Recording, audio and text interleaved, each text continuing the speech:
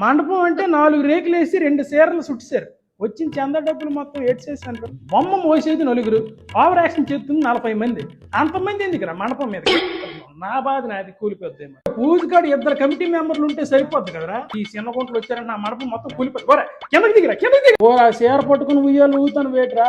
ఆ చీర ఊడిపోయిందంటే మొత్తం రేకులన్నీ కింద పడిపోతాయి. కిందకి దిగిరా నీ అమ్మ. నా లక్ష్మీ వాళ్ళు వచ్చాను.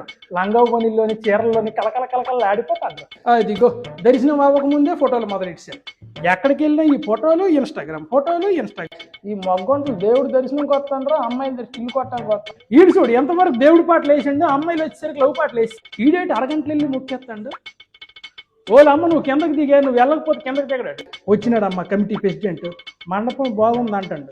ఉట్టిదే ఆ వచ్చిన చందాల్లో సగం వీడే నొలిసాడు. వెళ్ళండి ఇంకా పెద్దోళ్ళు ముసలోళ్ళు వస్తాను. రాలి కొంచెం సోటు ఇవ్వండి పైకి ఎక్కడానికి.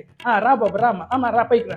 అలాగా ముసలి ఆవిడ రావిడ జాగ్రత్త చూసుకోరా. అమ్మాయిలు అయితే చూస్తావా ఏంటి మా అమ్మ? ప్రసాదం తినేసి సైలెంట్గా సీర తులిసేస్తున్నావు. నా మండపం సీరది. బయటికి వెళ్ళి సై కడుక్కో. ఆ తాతను చూసి నేర్చుకోండిరా. ఎందాక నుంచి ఆయన చక్కగా ధ్యానంలో ఉన్నాడు. అలా ఉండాలి మండపం మీద.